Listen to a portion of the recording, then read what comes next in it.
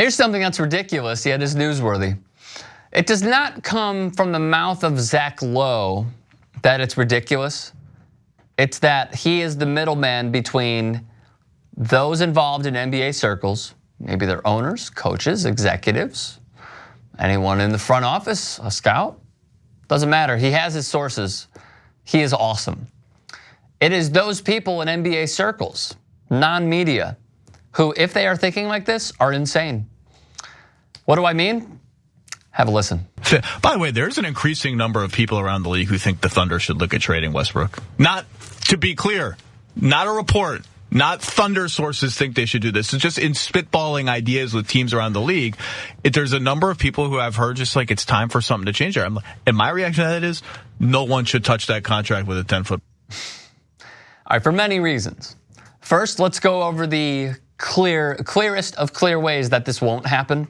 He signed a 5-year, $205 million extension with OKC. Here's what he's getting paid every single year, years past and now present, and then in the future. This contract is ridiculous. Now, on top of that, not only does OKC have a star who will put butts in the seats, more importantly, if you were to trade Russell Westbrook, basically what you're saying is, a Team B, any other guys that you have, just get rid of them because you're getting Russell Westbrook. And the question is, do they then value Russell Westbrook and that humongous bloated contract, as Zach Lowe said, or do they favor guys who will pass the basketball around, share it a little bit, and could get in the playoffs with younger talent that could potentially turn into all-stars, all-NBA first team, and superstars?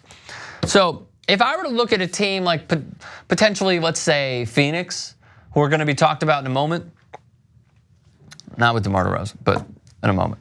If I were to look at a team like Phoenix, would you give up all your young talent for Russell Westbrook? Maybe, but I don't think they want to take on the contract. I don't think any team wants to take on the contract. Here's one of the worst trades I've seen. And this comes from, I can't even tell, my eyes are terrible. The Clippers would get Russell Westbrook, and OKC would get Danilo Gallinari, Tobias Harris, and the Clippers draft picks 12 and 13 in 2018. Let me make this very clear. Danilo Gallinari doesn't have, Lieutenant Dan, you ain't got no legs. Tobias Harris, 15 million, yeah, that's fine. He's a good player, he's not a star. And then the Clippers draft picks of not even in the lottery in 2018. You know what you should get for Russell Westbrook? A number 1 pick, a top 3 pick, and then another top 3 pick, and then probably one of your young thriving stars. Not that. Here's another one. Dear Bucks, if this is even a slight possibility, do whatever you can to pair him with Giannis. Trade 2 firsts, sign and trade Jabari. First off, Jabari Parker's a pending free agent, so they don't have to do that. Add Drew Bledsoe, Eric Bledsoe. Take your pick. That's cool, man. I'm with it. I get it. I think that's awesome. None of these are going to work. None of them. Even if the Bucks were to take Giannis and Russell Westbrook, wouldn't that hinder the development of Giannis Antetokounmpo?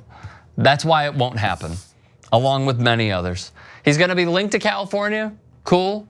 We still don't believe that it has any legs.